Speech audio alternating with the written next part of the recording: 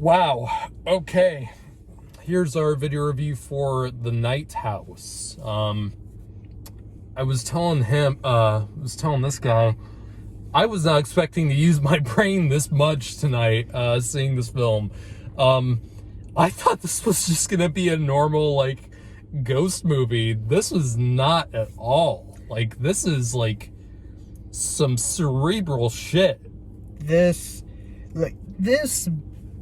was not what I expected from this film, and I absolutely loved it. But, oh my god, my brain kind of hurts a little bit. Yeah, honestly, it's the trailers for this movie, I didn't really know what this was about, from the trailers. Which is one of the reasons why I didn't expect much. Yeah, and I think this is a very difficult film to market, kind of, because this film is layered.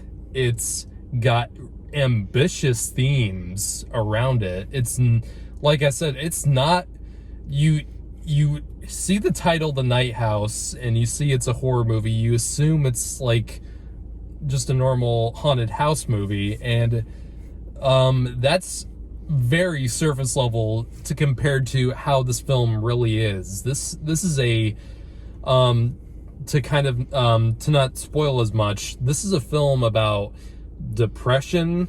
It's a film about suicide. Suicide is a huge theme to this. It's about mental illness.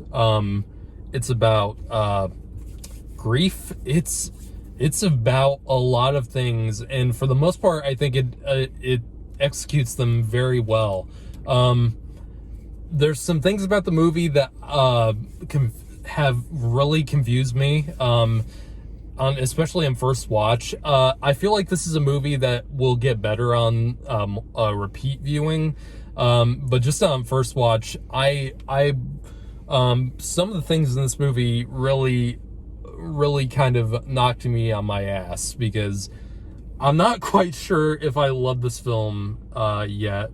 I definitely liked it. I wouldn't say loved, but there are definitely things I do love about it. Number one, Rebecca Hall in this movie is fucking amazing. Her performance is just spellbinding. She goes through so many different emotions in this, portraying someone who's going through heavy grief, because in the trailer it sets up that she's the wife, she's the widow of a recent husband that committed suicide, and the movie takes place right after that, and man, she plays that so well. She's heavy. She's gone into heavy alcoholism. She hasn't really. She's not very communicable with her friends or family. And when she is, she's a bit much. Yeah, she doesn't do too well with that. And man, the experience I had watching this movie. This is funny because this is 20th Century Fox. Well, technically 20th Century Fox. Yeah, no, Searchlight. Now it's Searchlight, but it's a branch of 20th Century Fox before Disney. And this movie reminded me heavily of a recent movie that I've been really digging deep into, and I'm sure you know what I'm about to say. It's The Empty Man, which was a movie that came out last year, and no one saw it because of COVID, and it was a huge marketing failure on so many levels. It was only in theaters for like a week, and then I watched it a few months ago, and it's a 20th Century Fox movie, and when I watched that movie, I thought I was gonna get, a typical Bloody Mary, or one of those bad urban legend type horror movies that, like Slender Man, I thought was just gonna be an awful movie, and it wasn't. It was heavily ambitious. It's heavily crazy. It's insane, and it's not, and it makes you think. This is why I like movies like The Night House and The Empty Man. I like these movies because they actually make you think. They require you to think about what you're watching. They're not like every other mainstream horror movie that just is made to throw a couple jump scares at you and not require you to really think about what you're watching. Although it had a few jump scares. Okay, yeah. Real quick, this movie has probably the most effective and best jump scare I've seen since probably the first Insidious movie, with I'm sure you remember what I'm talking about. Yeah, I know exactly what you're talking about. That red-faced demon jump scare in Insidious.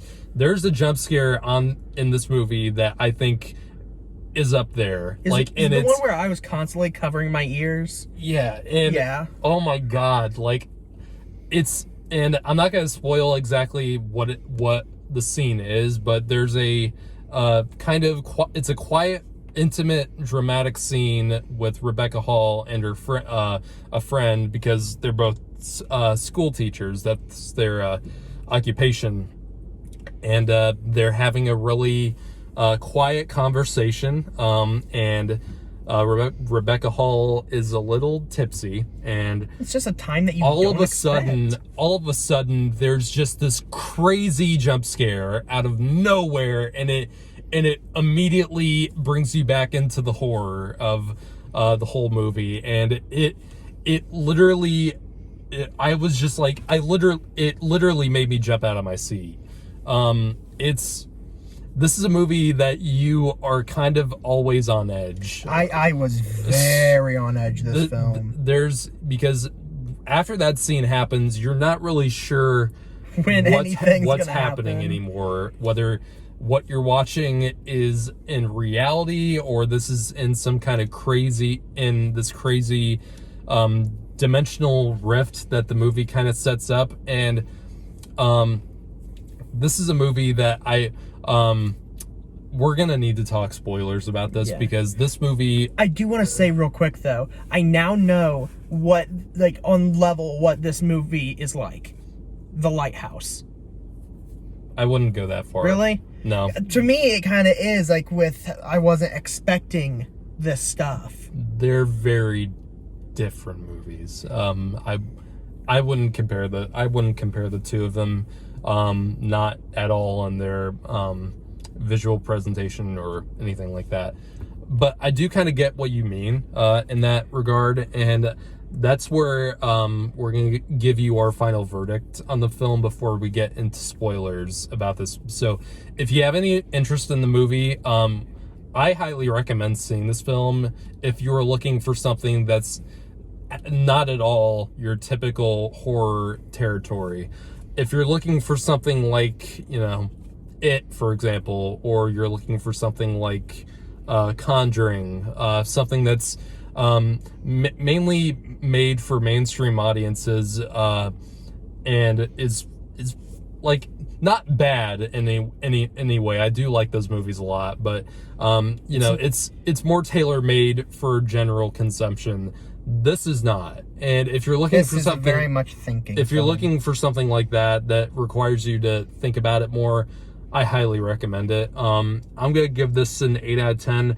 I don't know if I love it, but I do absolutely appreciate the effort that David Bruckner put into the direction of this, because this film is gorgeously shot. This film is gorgeously lit, and this David Bruckner, if you don't know, he directed a segment in the first VHS movie that was actually probably the best one of the original. It was the one with the crazy girl that turns into that monster, and the guy has the camera glasses. Do you remember that? Holy shit! Really, he did that? Yeah. Oh damn. And he's directed some other things, but that's mainly what I know him for. And he has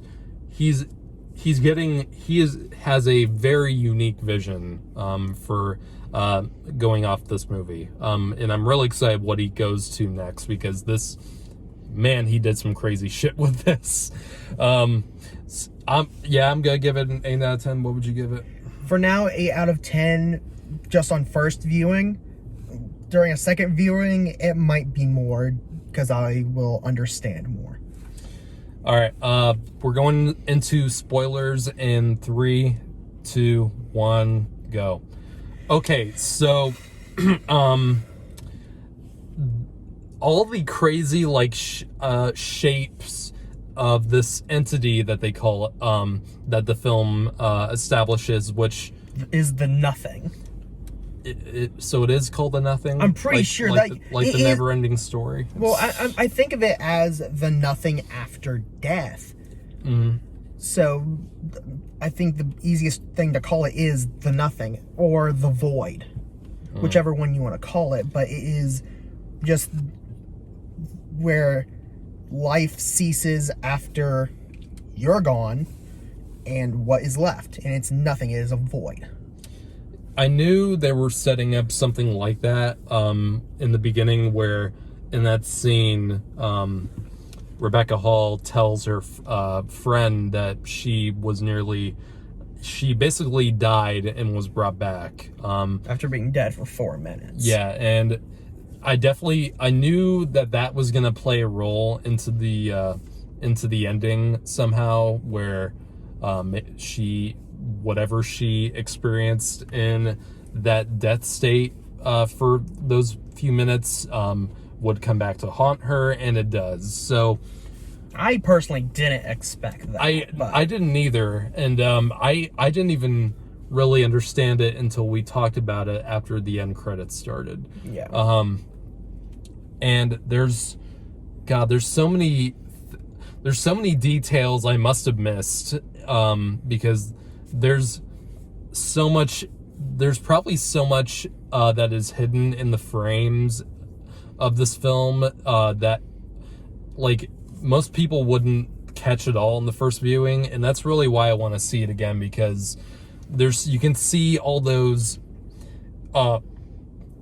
faces or shapes of a human head in the house that the husband built, and it clearly establishes that the husband was a pretty fucked up guy, and he was a cheater, definitely cheated on his wife a lot, but what's interesting about it is that he eventually... I don't think he meant to. He was only luring those people in so he wasn't hurting his wife. I guess so. I guess there might be two different ways to look at it. Because I thought it in the way of a serial killer that loves his wife but sees his wife as a target and then goes after the people that look like her. And Ted Bundy did something like that. I don't know. That must have been something I didn't think about. So, and the ending of this, and I love the way it portrays this other dimension where it's all red, and there's two moons, and one's white, one's red, and it's a very interesting way of of showing the transition, and it almost makes me wonder if there's any mythology behind it. I'm sure there is. I definitely want to go home and look up like 2 moons, one white, one red. And I want to find out what that Kayer, those books that she finds from the library. The title of one of them started with a C. It was like Kayer Diorism or something. Yeah, I think it's a foreign... Kayer Dior or something. Yeah, it's very odd name. Basically, yes. Witchcraft and voodoo, and the second I saw that weird doll that she finds in the house, I knew instantly it was something voodoo related, and my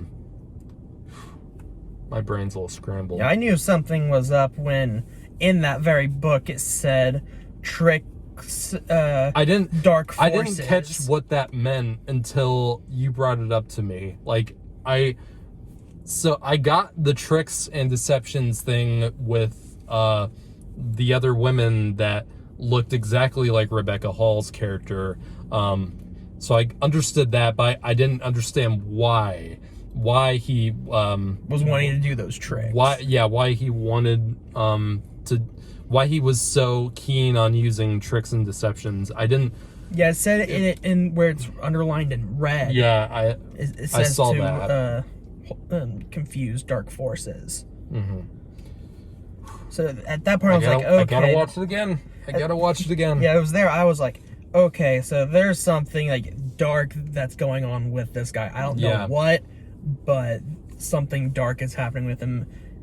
And it didn't go to the place where I thought. Well, I didn't know where it was going to go, but I didn't think it was going to go there. Yeah, as soon as because I assumed it was like the ghost of this guy like haunting his wife, and then that scene in the bathroom happens, and and then it says, "I'm not Owen," and I was like, what? Oh my god. And then God. that changed everything. Can we talk about that voice? Was it's skin crawling in a way. It's very creepy. So well done. And you should know because you played. You should. That's funny. You should talk because you used a very scary voice to play a character in my movie. Yes, but this one, it was almost a natural voice that was automatically creepy in a way. I mean, I'm pretty sure they did some effects on it, but I feel like it was very minimal. Well, this review is probably my longest review I've ever done. Yeah, not too often we have to do a spoiler review. I think the only review that I did maybe as long as this was I'm Thinking of Ending Things back in January. But that's about as much as we will talk about for right now with The Night House. I'm sure I think this movie is going to have a cult following later down the line because I think this movie is not going to do well at the box office at all. I think most audiences are going to hate it, and then later down the line when it's on video on demand and streaming, I think that's when it's going to pick up a cult following that's going to grow, because like The Empty Man, which I think the cult following for that movie is growing right now, I think this movie will have a fan base as well that will analyze it for a long time, because there's a lot of details about this movie that are very interesting and very intentional, I assume, from the director, because he did a great job with this movie, and it's one of the most fascinating horror films I've seen all year. And I think that's all I have to say. I highly recommend this film. If you've been watching past the spoiler point and you haven't seen this movie, you were warned, and now go fuck off. I'd highly recommend watching it with another person, just so you can discuss if you're confused. Yeah. This is a conversation starter, definitely. And I think that's where we're going to cut off. So, bye.